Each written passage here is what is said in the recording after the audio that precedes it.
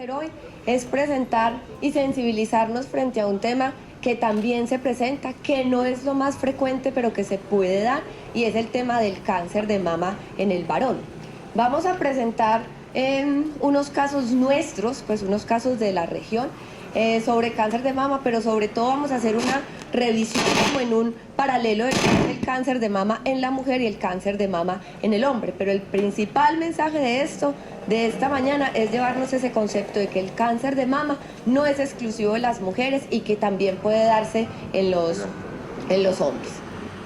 Este es un paciente de 66 años, es procedente del norte del valle, pero ustedes saben que el norte del valle pues es muy, por área geográfica, es muy cercano a nosotros, entonces muchos pacientes de esa zona llegan remitidos a nuestra consulta. Es un hombre de 66 años del área rural, es un trabajador del campo, es un campesino que por autoexamen, o sea, él mismo se detectó una lesión que yo siempre dije es una lesión muy sutil para que él mismo se lo hubiera detectado. Es una lesión a nivel del complejo areola-pezón derecho. Es una lesión que él simplemente la notó como indurada.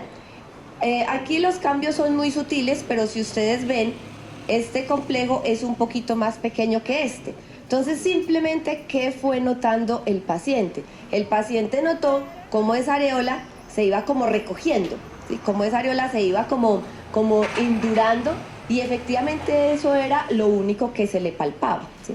El paciente consultó, le tomaron una biopsia, no le tomaron estudios de imágenes, pero a esa lesión dura retroareolar le tomaron una biopsia. Ahora vamos a ver cómo los estudios de imagen también hacen parte del diagnóstico en el cáncer de mama. Pero es que eso suele pasar. Llega un hombre con una lesión y la persona o el médico como que dice, ¿y yo qué hago acá? Pues, o sea, como que le pido una mamografía, como que no le pido, como que, ¿cierto? Entonces, afortunadamente, le pidieron directamente la biopsia, ¿cierto? O sea, la biopsia directamente sin estudios de imagen. Ahora vamos a ver que los estudios sí se usan y sí están indicados y sí se deben de realizar. ¿Listo?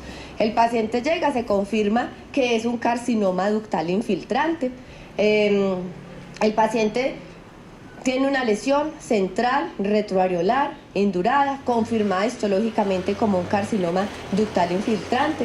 Es remitido y entonces se hacen todos los estudios de extensión. ¿Y qué estudios de extensión se hacen? Los mismos que se hacen en la mujer. Se le hizo radiografía de tórax, ecografía de abdomen, gamografía ósea, todos los estudios de extensión, todos negativos. Se le piden los estudios de imagen. Mama contralateral sana, sin ninguna lesión, y en la región axilar, ganglios sugestivos de infiltración. Entonces el paciente se decide como manejo inicial llevar a cirugía. Muy especial porque llegamos a cirugía y entonces la ayudante me dice, doctora, ¿y usted qué va a sacar ahí? Y yo le dije, ¿usted qué va a sacar ahí?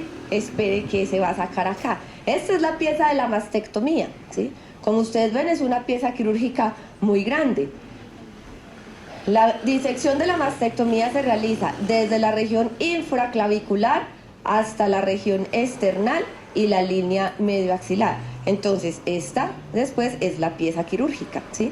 La región infraclavicular, la región esternal, la axilar y la inserción de los rectos a nivel inferior. Entonces, toda esta es la pieza de mastectomía para que se den cuenta que el hombre sí tiene una glándula mamaria considerable, ¿no? Este es el vaciamiento axilar, desde aquí hacia acá empieza el vaciamiento. Pues obviamente en la imagen no se ve, pero todos estos que se ve aquí como un poquito más brillantes son nódulos que efectivamente pues eran ganglios linfáticos comprometidos pues por el tumor. Esta es posteriormente pues la cicatriz de la mastectomía. Aquí se ve todo lo que resecamos, ¿listo? Entonces vamos a hacer una revisión y un paralelo de lo que es pues realmente el cáncer de mama en el varón.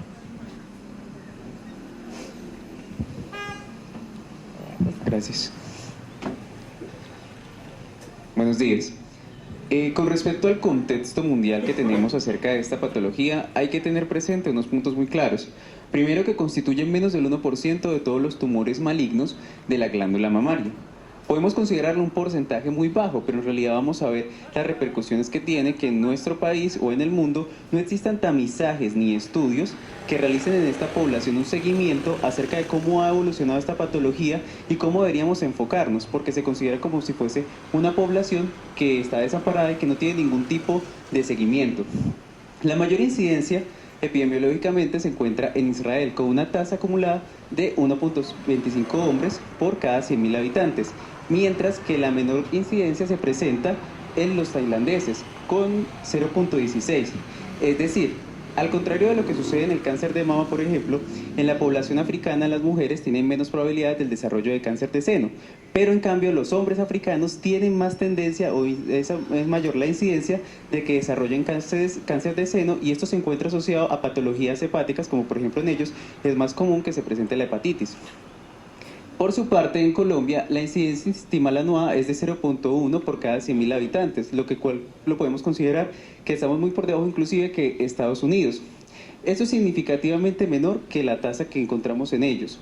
Sin embargo, la incidencia, así como en el cáncer de mama, aumenta con la edad, es cierto, pero como les he comentado, no existen estudios, ni hay un seguimiento, ni siquiera hay una tamización para ellos, entonces por lo tanto no están contemplados, y cuando se hace el diagnóstico en ellos se hace alrededor de 5 a 10 años más tarde de lo que se realizaría en una mujer. No tenemos una edad estimada para decir a esta edad se debe llevar a cabo una intervención de tamizaje para hacer la detección. Hay una salvedad en esto, y no sé si la doctora, acerca de los pacientes especiales que usted ha tenido, de los pacientes trans, que dentro de ellos tenemos otra población especial que serían los pacientes transgénero que están bajo estimulación hormonal. Hoy en día ya es muy común que muchos de estos pacientes para hacer su transición hacia el cambio de sexo tengan estimulación hormonal, y esto con la estimulación estrogénica hace que aumente desproporcionadamente su riesgo al desarrollo de cáncer de mama, más aún si dentro de su familia tiene antecedentes propios para el desarrollo de este. Entonces es otro tipo de pensamiento que debemos tener de cómo debemos actuar entonces con esta población especial para que ellos también sean tamizados y sean tratados diferentes aún. O sea, es un tamizaje diferente entre el hombre y la mujer, y entre el hombre que está sufriendo una terapia hormonal para su modificación y que a su vez aumenta los factores de riesgo no solamente para cáncer de seno.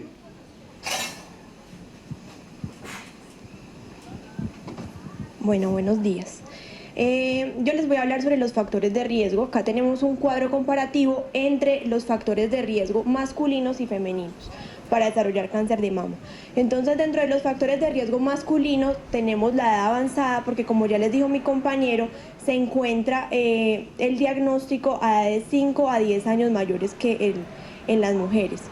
Antecedentes familiares, como en las mujeres con un CA de mama en familiar de primer grado, aparece en un 15 a un 20% de los pacientes masculinos con CA de mama y en un 7% de la población masculina general, lo que no aumenta como tal la incidencia total. La genética, la herencia autosómica dominante de los genes de mama y ovario, BRCA1 y BRCA2, aumentan el riesgo de cáncer de mama en el hombre, y básicamente son los únicos factores genéticos demostrados en el hombre respecto a las mujeres. Es decir, es el único factor que se ha correlacionado directamente con el cáncer de mama en hombres, a diferencia de las mujeres, en donde se ha correlacionado con muchos otros factores. Las alteraciones de la relación estrógeno y testosterona. Básicamente, como mi compañero les decía, las alteraciones como uso exógeno de estrógenos o testosterona pueden llegar a aumentar el riesgo. Sin embargo, como ya les dije, no es una asociación que se haya demostrado. La obesidad, la orquitis y la epididimitis, porque alteran la producción de andrógenos, la disfunción hepática, las enfermedades tiroideas y el síndrome de Klinefelter, que se asocia a un hipoandrogenismo. El sedentarismo y la exposición a radiación ionizante, que son factores de riesgo que se encuentran en ambos grupos. Sin embargo, siempre cabe resaltar que en el hombre no existen factores protectores como sí los existen en las mujeres, como son la lactancia materna o tener un hijo antes de los 30 años. La presentación clínica, básicamente, todos los subtipos de cáncer de mama en mujeres están presentes en hombres, porque como la doctora ya les mostró, los hombres también tienen una glándula de un tamaño considerable. Sin embargo, Debido a que hay falta de acinos y lóbulos, la presentación de carcinoma lobulillar pues básicamente se da en 1.5%, respecto a las mujeres que se da en un 15%, es decir, es 10 veces menor en hombres. Un 7% carcinoma in situ. ¿Por qué? Porque la edad de presentación es mucho más avanzada y pues el tamizaje no se realiza. Y el 90% se encuentran como carcinomas ductales invasivos en etapas ya pues avanzadas, debido pues a que el diagnóstico es más tardío.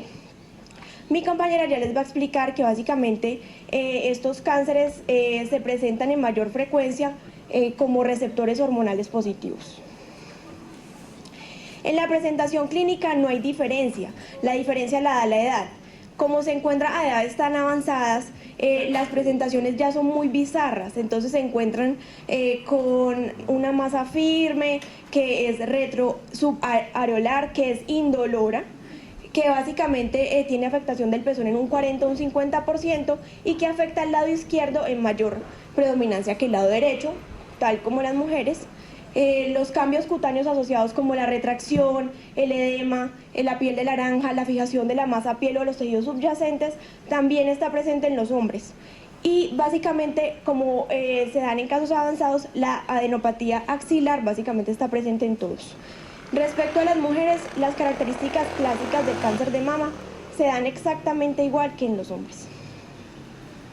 El diagnóstico diferencial se debe hacer tanto con patologías benignas como con patologías que son histológicamente benignas. Está la ginecomastia, se diferencia porque es un crecimiento bilateral. La pseudoginecomastia, que es es un aumento del tejido adiposo. Las infecciones, tanto en hombres como mujeres, aunque el porcentaje es muy bajo, menos de 1%. La hiperplasia estromal, básicamente el diagnóstico de la hiperplasia estromal, la fibromatosis y el tumor de células granulares es totalmente histológico. Y las metástasis, pues que hay que tener muy en cuenta de que esta es una zona de asiento de metástasis muy frecuente y que hay que hacer como tal el diagnóstico diferencial principal con estas patologías. Bueno, buenos días. Como había comentado la doctora al inicio, si bien es cierto que no tenemos como guías o protocolos establecidos exactamente como de los exámenes que se le hacen al hombre, pues tenemos los exámenes que también se le hacen a la mujer cuando hablamos de cáncer de mama. Y estos como tal también hoy se aplican cuando se hace la búsqueda en el varón como tal. Entonces tenemos la mamografía. La mamografía, cuando hay una lesión ya en el varón, puede presentarse anormal en el 80 al 90%. Generalmente pues tiene una sensibilidad del 92% y una especificidad del 80%. Las características radiográficas que vamos a ver y que son sugestivas de malignidad son pues, la excentricidad al pezón, las márgenes espiculadas y las microcalcificaciones, que también son unas que se aplican pues, cuando se busca cáncer de mama en la mujer. Lo más importante aquí es pues, la diferencia o los diagnósticos diferenciales que hacemos y principalmente la ginecomastia, como ya habíamos hablado antes, que aparece pues típicamente en ese examen como un área redondeada, triangular, un área que está bien delimitada, que es regular y es simétrica, generalmente está retroareolar. Bueno, entonces tenemos la clasificación BIRRAS que se utiliza pues para la imagenología como tal y pues en ese momento a nivel de cáncer de mama tenemos que BIRRAS del 0 a 4, o sea, lo tenemos del 0 a 6, pero en el varón hay que tener muy en cuenta que a partir del 4 ya se debe mandar como tal un estudio de una biopsia, pues por lo que ya hemos dicho que el varón se presenta ya en etapas más avanzadas y pues que requiere un estudio más adecuado. Tenemos el BIRRAS 0, que es, necesita una evaluación adicional porque pues, la información que tenemos no es suficiente, entonces se requiere de otros estudios también complementarios para tener pues, más certeza frente al diagnóstico. El BIRRAS 2, que es el BIRRAS 1, que es una mamografía normal y que solo se requiere un tamizaje anual, pues su malignidad es del 0%. El BIRRAS 2, que es donde vemos una lesión benigna, o que es claramente benigna, que también tiene una malignidad, un riesgo de malignidad del 0% y se hace una tamización anual. Tenemos un BIRRAS 3, que es probablemente una lesión benigna, son hallazgos que se encuentran que no presentan como pronto signos de malignidad y que está relacionado con una probabilidad menor al 2% de malignidad. Generalmente se hace un seguimiento a corto intervalo, generalmente se hace a los 6 meses y se hace por 2 años para ver que no hayan cambios y que nos indiquen que de pronto ya se clasifica en un BIRRAS 2 o en un BIRRAS 4. Y a partir del cuarto, clasificación del cuarto, siempre se debe hacer como tal una biopsia independiente pues del riesgo de malignidad, que aquí ya empieza a ser muy alto y que en el hombre pues es más riesgoso por lo que decimos de su tardía consulta. Bueno, también tenemos como tal la biopsia, que se le debe hacer, como ya dijimos, a partir de cualquier sospecha de alguna malignidad que se nos presente en examen. Generalmente se utiliza el trucus porque necesitamos es una muestra de tejido como tal. El estudio por bacado aspirado por aguja fina no se usa porque generalmente la muestra es inadecuada, entonces no está como tal indicado. Y en el varón siempre se debe hacer el estudio de los receptores y la parte molecular. Entonces tenemos el estudio de receptores de estrógenos, de progesterona y de los estudios del HER2. Bueno, en la estratificación, para nombrarla a grosso modo, pues tenemos el TNM, que nos habla del tamaño de la lesión, de los nódulos que están implicados o comprometidos y si hay presencia o no de metástasis. Bueno, los tipos de cáncer en los hombres siempre debemos tener en cuenta lo que ya se ha comentado, y es que como tal la mama en el hombre es una mama subdesarrollada y principalmente no presenta como tal la estructura de los lóbulos, por eso es raro presentar cáncer lobular, pero ya tenemos más que todo cáncer ductal, infiltrante, ductal in situ, el cáncer de mama inflamatorio que también se puede presentar, la enfermedad de Paget y el carcinoma lobular in situ, que es el menos frecuente. Bueno, ya a nivel molecular, y esto es muy importante teniendo en cuenta el tratamiento que se les da como tal al cáncer en los hombres. Entonces tenemos la clasificación molecular del subtipo luminal A al luminal B, que responde más a los receptores pues, de estrógeno y progesterona. Entonces tenemos el luminal B, donde vemos que hay receptores de progesterona y de estrógenos positivos, el HER2 generalmente es negativo, el índice de proliferación es bajo, menor al 14%, y pues su pronóstico es bueno. El luminal B, que es pues también positivo a sus receptores, es negativo o muy baja expresión al HER2 y tiene pues un índice de proliferación ya más alto, mayor al 14%, pero su pronóstico también es muy bueno. Tenemos ya los HER2, que son negativos como tal los receptores de progesterona y estrógenos, pero tienen pues una alta expresión como tal el HER2 y tiene un índice de proliferación muy alto y ya su pronóstico es malo. Y está el triple negativo, que es aquel que no tiene ni receptores de progesterona ni estrógenos y tampoco corresponde a la HER2. Y esto es pues muy significativo porque las terapias que se tienen actualmente pues son contra estos. Cuando ya se sabe pues cuál es el receptor que está expresando, pues ya se sabe cuál es la terapia que se puede mandar, pero pues si no responde a ninguno de estos pues es más complicado. Este como tal tiene un índice de proliferación muy alto y su pronóstico es pues el de peor pronóstico.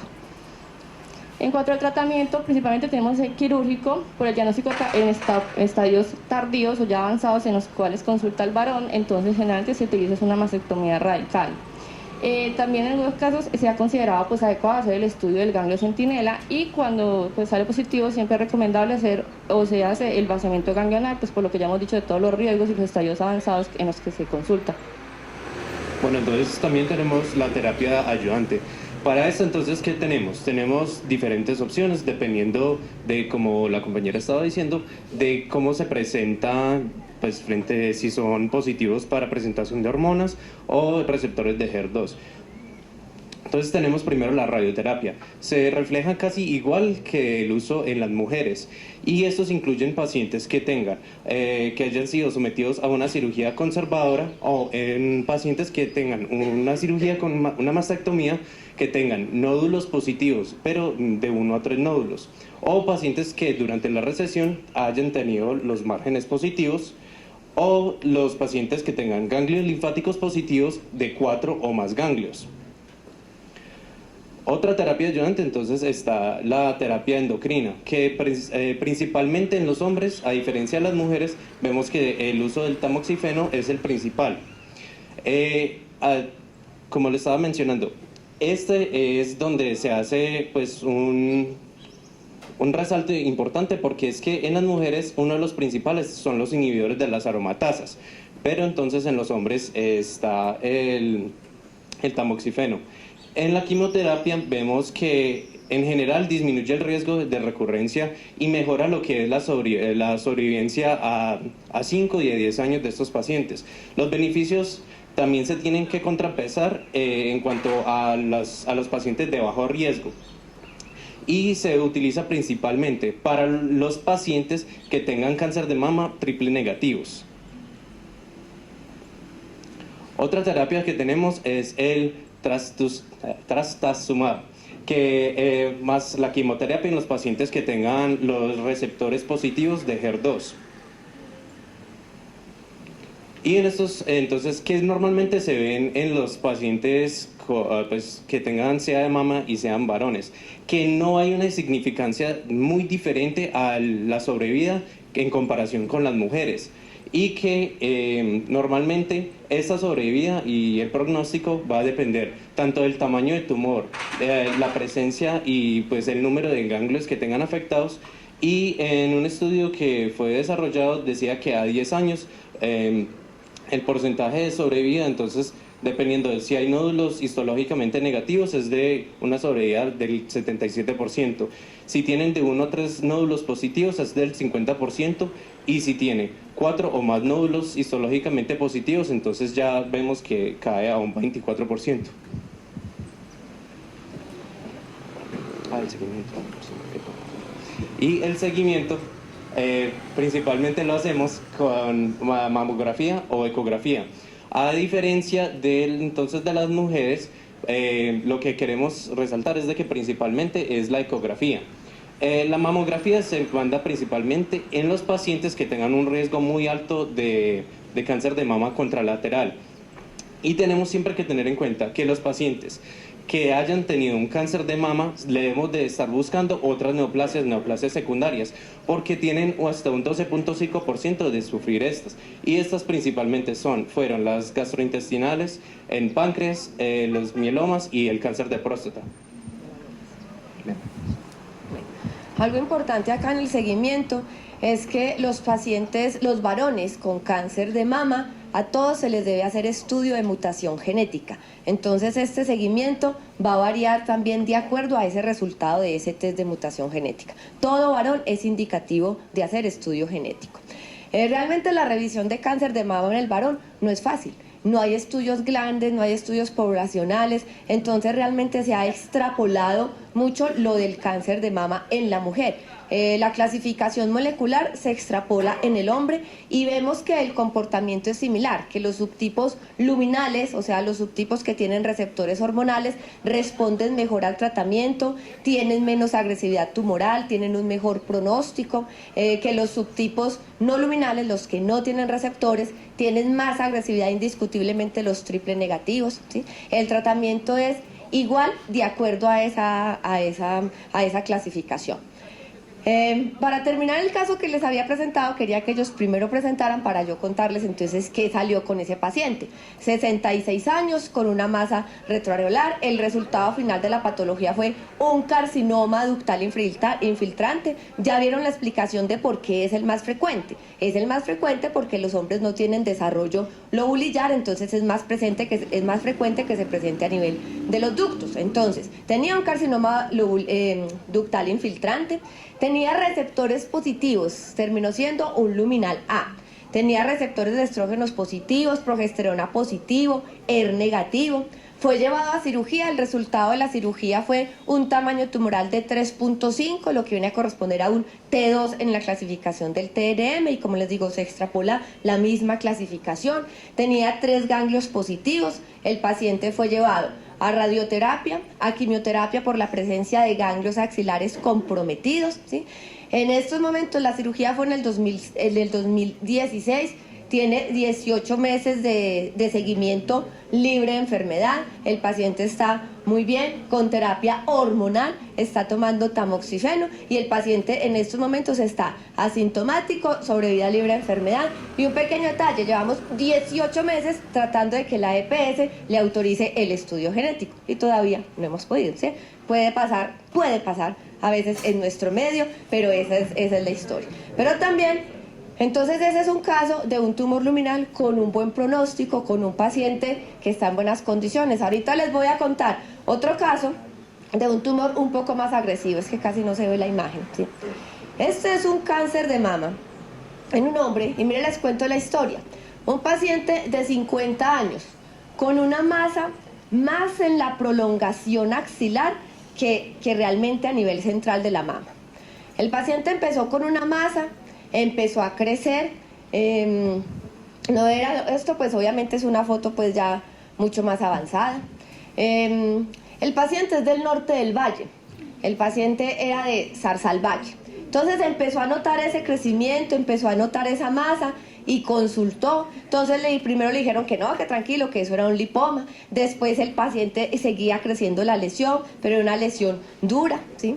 Después de consultar y volver a consultar, entonces en el norte del valle lo mandaron para Tuluá y después para Buga, después para Cali, después hizo el recorrido por todas partes, porque, ¿sí? Después alguien le mandó una biopsia, después de 6 meses, ¿sí? Le mandó una biopsia, entonces pues nadie le tomaban la biopsia, fue hasta Tuluá que le tomaran la biopsia y le dijeron, no, pero ¿cómo le vamos a tomar una biopsia a un hombre? Y ni siquiera lo pasaron, pues unas cosas que uno dice inauditas. Entonces la señora, la esposa del paciente, dijo, no, ¿sabe qué? Vámonos para Armenia. En Armenia alguien nos tiene que tomar la biopsia. Entonces llegaron a Armenia y dijeron, ¿y para dónde nos vamos? No, pues preguntemos dónde queda el hospital de Armenia. En el hospital, si no nos toman la biopsia, nos tienen que decir, dónde nos toman la biopsia, ¿cierto? Llegaron al hospital de Armenia y en el hospital San Juan de Dios convulsionó, ¿sí? En ese proceso de búsqueda, en ese proceso de preguntando, venga, ¿dónde me toman una biopsia? En el hospital de Armenia convulsionó. La señora con la maleta en la mano, bueno. Llegó la señora, convulsionó, entonces inmediatamente por urgencias, valoración por neuro, TAC, de todo, ¿cierto? Y la más ahí, ¿cierto? Listo. Afortunadamente, un médico en urgencias, ¿sí? Mientras pedían el TAC, la valoración por neuro y todo eso, dijo, no, venga, y con un bisturí le tomó una biopsia, ¿sí? Le tomó una biopsia, la mandó para estudio, efectivamente tenía unas lesiones a nivel central, a nivel cerebral. Entonces el neuro, venga, ¿qué es esto? ¿Qué será esto? ¿De dónde vendrá esto? ¿Sí? Cuando en patología reportaron la biopsia, era un carcinoma de mama, ¿cierto? La señora llegó con un papelito buscándome en consulta externa. Dice que usted es la doctora tal, y yo, sí, ¿qué pasó? Entonces me dijeron, entonces me contó la historia, ¿sí? Me contó la historia. Y yo fui a verlo, ¿qué tenía el paciente? ¿Y cómo debutó acá en el San Juan? Con una metástasis cerebral. Lo que el paciente tenía era una metástasis cerebral y eso lo hizo convulsionar. De una masa que tenía 6 meses atrás y que por diversas cosas administrativas de la EPS, por demoras, por muchas razones, no se lo habían estudiado. Eso era lo que tenía el paciente, ¿sí? Las metástasis cerebrales son la principal causa o lo que más lleva a la mortalidad en cáncer de mama en la mujer, ¿cierto? Entonces, en el hombre se comporta igual. El paciente estaba ahí, lo dejamos hospitalizado, movimos todas las gestiones del mundo para que no le fueran a dar salida, porque darle salida era condenarlo a que se fuera a voltear con una orden de radioterapia. Logramos iniciar la radioterapia estando hospitalizado, ¿sí? Le buscamos 1000 justificaciones para dejarlo hospitalizado porque teníamos que empezar el tratamiento, porque si el paciente se nos iba a perder. El paciente empezó con su tratamiento de radioterapia. Se le hizo los receptores a esa biopsia, un tumor triple negativo, o sea, un tumor agresivo, un hombre de 50 años, ¿sí? Y se comporta igual, entre más joven se presente, así como en la mujer, es más agresivo, ¿sí? Empezó quimioterapia, hizo la radio, empezó quimioterapia y empezó a hacer estudios de extensión. Aparentemente los estudios de extensión, todos negativos, entonces se empezó con la quimio sin respuesta, o sea, a pesar de la quimioterapia, el tumor seguía creciendo, empezó a ulcerarse, entonces ya era un tumor necrótico, ulcerado, y todo esto era compromiso tumoral. Realmente el paciente ya después tenía que mantener la mano así porque realmente todo esto estaba infiltrado por el tumor.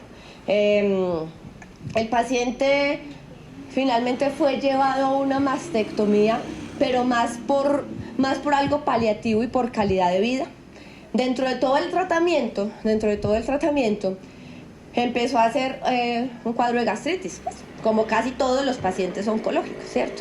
Pero mentiras, le mandamos una endoscopia y le tomamos una biopsia y tenía una metástasis a nivel gástrico del carcinoma de mama, ¿sí? Las metástasis a nivel intestinal de los carcinomas gástricos, de los carcinomas de mama, no son frecuentes, ¿sí? En esos días yo estuve muy inquieta con el caso y tuve un congreso y me llevé el caso para comentarlo en el congreso. El MD Anderson en Estados Unidos es uno de los centros más grandes del mundo con estadísticas más grandes en cáncer de mama. Y el oncólogo de allá me decía, tenemos 6 hombres en un instituto tan grande, 6 casos nada más en la casuística de ellos, 6 hombres con cáncer de mama en metástasis a estómago, ¿cierto? Es un caso supremamente raro, porque aquí la discusión con el oncólogo empezó, tiene un segundo primario. Entonces decía, no tiene un segundo primario, es una metástasis del CA de mama. Entonces la prueba de inmunistoquímica era muy difícil porque no sabían si era un primario, porque era muy mal diferenciado, no sabían si era un primario o era un secundario. Entonces esas placas voltearon por todo el país. Después de que el paciente ya había fallecido, nos llegó el resultado de que era un tumor metastásico. O sea, sí era un tumor metastásico a estómago. Sino que, como les digo, el diagnóstico muy complejo. El paciente se opera, pues se le hace su cirugía. 6 meses después de esa historia del hospital y de esa convulsión, el paciente vuelve a convulsionar. O sea, exactamente, eso fue en junio. O sea, en diciembre del 2016 el paciente vuelve a convulsionar. Se ingresa y las placas son con reactivación de todos los focos que habíamos irradiado, ¿sí? Pero ya un compromiso generalizado. El paciente se deja hospitalizado nuevamente, no se puede volver a irradiar. La dosis que le habían dado de radioterapia había superado ya los límites. Se hospitaliza, puro manejo paliativo, ¿sí? Y en ese momento se repiten los exámenes de extensión, ¿sí? Los exámenes de extensión ya muestran compromiso pulmonar, compromiso hepático, ¿sí? La lesión a nivel local progresó, a pesar de que hizo la mastectomía, recae en el lecho de la mastectomía, ¿sí? Entonces, 9 de diciembre, yo le di salida del hospital, ¿cierto? Ya era un paciente para total manejo paliativo y nada más, ¿cierto? Me dijo que si pudiera armar la Navidad, y yo, claro, vaya, arme la Navidad y ponga todo lo que usted quiera. La última vez que lo vi, llegó aquí a Armenia con unos muñecos así de grandes de Navidad, una Mamá Noel y un Papá Noel, ¿sí? En un aguacero terrible, llegó, ¿cierto? Ese fue el regalo que trajo de Navidad, ¿sí? El paciente completamente deteriorado, ¿sí? Ya con un manejo totalmente paliativo, ¿sí? Y fallece el 23 de diciembre de ese año, ¿sí? Esa es la historia de un paciente muy luchador, de 50 años, deportista, que me decía, que él me decía que él no podía creer que él se estuviera muriendo de un cáncer de seno, que si eso, que cómo era posible eso. Claro, nunca hubiera pensado eso, ¿cierto? Nunca hubiera pensado que se iba a morir de un cáncer de seno. A él le parecía eso increíble, y todo ese proceso en esos 6 meses realmente un proceso muy difícil, de mucho aprendizaje de un varón con un cáncer de mama.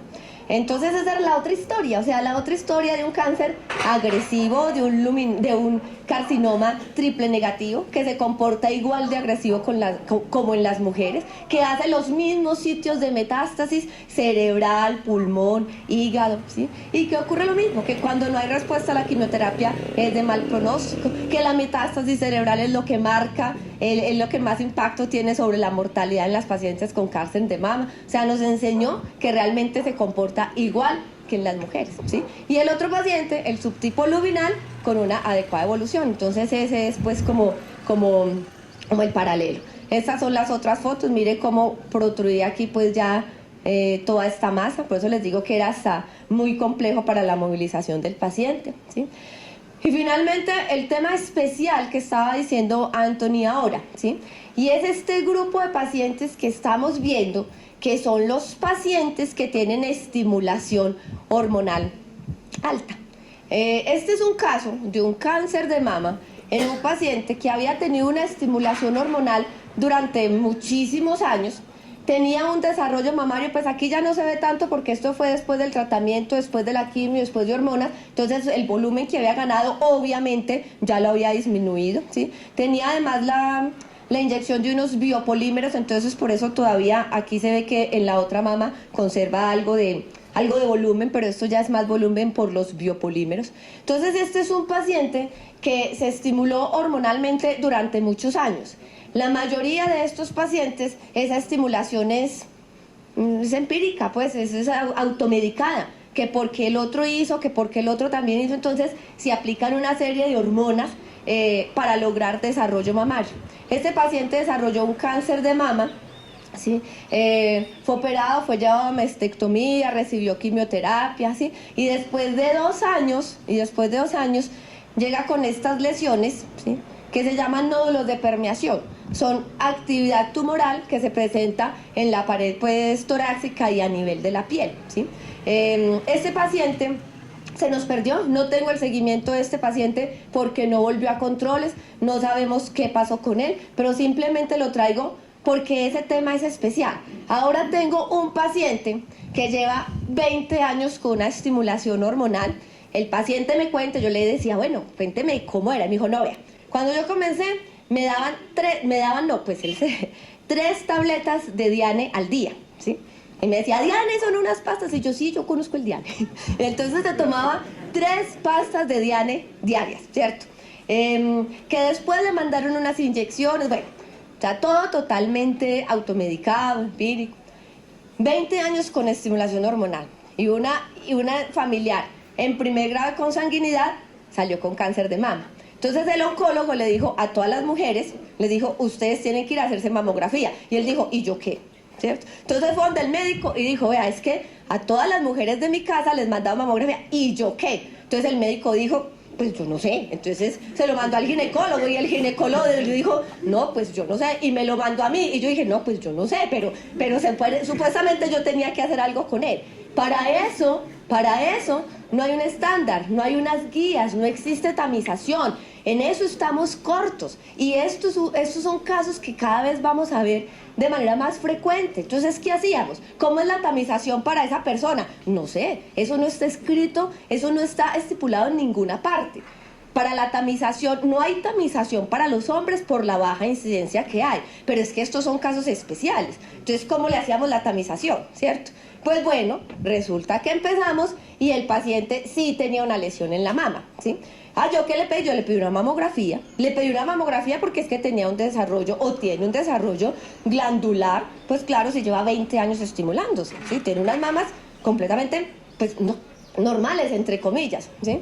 Le pedí la mamografía y la mamografía me la aportaron con un BRAF 4 porque había una lesión a nivel de la mama izquierda. Bueno, le tomamos la biopsia. ¿La biopsia qué reportó? La biopsia reportó una hiperplasia glandular sin atipia. Las hiperplasias glandulares sin atipia no incrementan el riesgo de cáncer de mama y no tienen indicación quirúrgica, o sea, tienen una hiperplasia, un aumento en la celularidad, pero típica, o sea, no aumentan el riesgo. Entonces, nada, ¿qué estoy haciendo? Y digo, pues, ¿qué estoy haciendo con ese paciente? Lo tengo en seguimiento, como tengo en seguimiento las hermanas, tal cual, ¿cierto? Con una mamografía cada año, ¿sí? Además, por esa hiperplasia, pues, que salió en el paciente, ¿sí? No quiere dejar las hormonas, obviamente, eso es parte de su vida y claramente me dice, no, doctora, yo me tomo lo que usted me diga, pero no me diga que no me va a dar nada. O sea, está como en la posición de, bueno, yo acepto que no me tomo toda la carga que me tomaba antes, ¿sí? Yo hago una terapia modulada, lo que ustedes me recomienden, pero no me quite las hormonas. Entonces es un paciente con un riesgo y que se va a seguir estimulando hormonalmente, ¿sí? Entonces, ese es el vacío que tenemos en ese grupo especial de pacientes. Ese es el vacío que no tenemos tamización, que no tenemos cómo seguirlos, pero que indiscutiblemente son glándulas mamarias que se van a comportar diferente y que van a tener un riesgo diferente, ¿sí? Vuelvo y les digo, ¿qué hacemos nosotros en casi todos estos casos? Extrapolamos la situación a lo que se vive en las mujeres, ¿sí? El tratamiento, la clasificación, todo. Y estos pacientes, como les digo, caen como en ese campo especial que todavía no hemos definido, pero en realidad eso es lo que estamos haciendo. ¿Listo? Ya saben que la mamografía existe y se hace, ya saben que la ecografía existe y se hace, ya saben que la clasificación es igual y que toda lesión sospechosa debe de ir a biopsia, que después de la biopsia se hace exactamente lo mismo, se clasifica el subtipo tumoral y que de acuerdo a eso se trata, que hasta ahora con las estadísticas que tenemos a nivel mundial, los tumores se comportan igual. Los hormonales son de buen pronóstico, ¿sí? Los luminales responden mejor al tratamiento, los triple negativos siguen siendo los más agresivos y los tumores ER2 se tratan con terapia anti-ER2. ¿Listo? Bueno, si alguien tiene alguna pregunta, alguna duda, algún comentario, doctor. Estamos hablando pues, de tamizaje, sobre todo en mujeres, la tamización con el examen en saliva, ¿qué se está midiendo allí? Recientemente leía la noticia de están usando un kit, o van a empezar a usar un kit, de solo tomar una muestra de saliva como tomar una muestra de una muestra de prueba de embarazo. Pero no vi como cuál era el principio, y me imagino que tiene que ver con receptores, marcadores tumorales, ¿verdad? Pero en realidad no están validados todavía como programas de tamización. Son marcadores tumorales, se pueden hacer en saliva o también en sangre, pero hay una dificultad, y es que la tamización se busca que sean diagnósticos tempranos. Y estos marcadores usualmente están presentes cuando ya el carcinoma está infiltrante, ¿cierto? Entonces, por eso no se ha validado realmente como una prueba de tamización, porque no es de diagnóstico temprano. Es más como de seguimiento. Gracias.